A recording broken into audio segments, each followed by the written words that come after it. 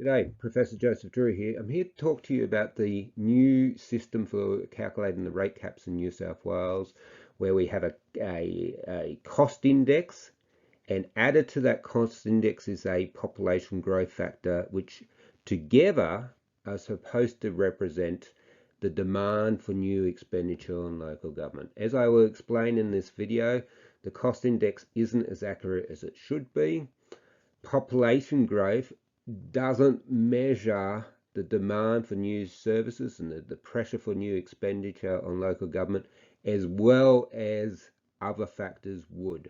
So I'm very concerned about what we've come up with, and I think councils need to know what's going on so that they can start adjusting things so that they can survive through this new change. Look, there's positives and negatives. I am glad that IPART's finally recognised what I've been saying for many years, which is you can't have a single rate cap for every council. They all face different environments, different conditions, and we need to have different rate caps. So that's good that they're trying. The problem is they've gone about it in completely the wrong way, and the councils that are most disadvantaged by these changes are the ones that were already in the most stress. So the first problem is they're basing it on population and population alone. So first of all, population is not the correct functional unit for local government in Australia. That's been shown and proven in a host of scholarly papers. The correct functional unit is number of assessments, number of rate notices you hand out. Moreover, the whole purpose of a rate cap is to avoid rate shock. So surely your focus needs to be on the number of rate notices, keeping that average within certain bounds, because that's what you're trying to do. That's the whole purpose of a rate cap, is to avoid the rates assessments suddenly going up and down really chaotically. So you must focus on that. Focusing on population is just completely contrary to the intent of a rate cap. Second of all, these population estimates are only estimates, and they're not very good estimates. The ABS admits it. In fact, they've done studies. I've done studies.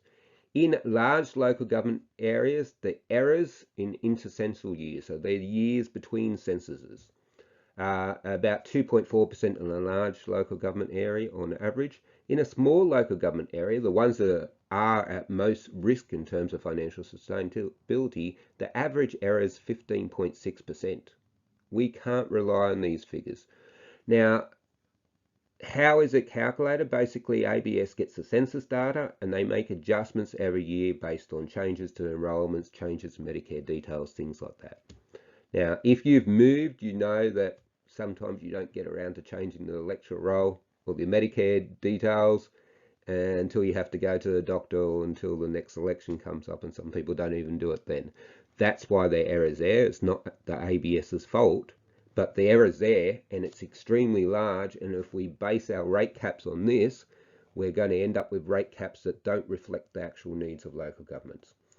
And third, they're looking at changes, annual population changes, which is just going to result in a lot of sudden chaotic movement in these caps from year to year. What we always do, what scholars always do in these sorts of situations, is you have a 3-year moving average. So every year you chop off 1 year, you add the next year, so that you don't get large sudden jerks and shifts. You get a more mitigated change, and that's a much better way forward. Now, the local government cost index, I've been critical of it for many years, and there's with good reason. There's too few items in the basket. The weightings, for my mind, lack evidence, and they should be moving averages. They're not something we do on 2 years worth of data and we leave it alone for 4 years and then come back to it. It should be a 3-year moving average. It should be adjusted every year. The cost index is rearward looking, completely wrong. Completely wrong. We're worried about what the costs are going to be in the next year, not what they were last year. That's all too late. It's already been spent. And in this high inflation environment, and every country and every central bank other than the RBA has realised that we're shifting into a very high inflation environment, a rearward facing index spells financial disaster. The IPART acknowledges a lot of inaccuracies. They acknowledge that they've borrowed indexes that aren't specific for the purpose of local government and that they're inaccurate, but they use them anyway. They conflate indexes from different tiers of government. They still don't have regional specific weightings, and they're still not looking at the things that actually drive costs. And we know this from the scholarly literature, from many, many econometric studies. Things that drive costs are demographics, like the proportion of pensioners, the proportion of people under 15, the proportion of non-English speakers, the proportion of people with disabilities, and also things like lengths of roads and types of roads, the substrates and the climate. That's what we call the operating environment, and that is what determines the pressures, the cost pressures on a local government, not population.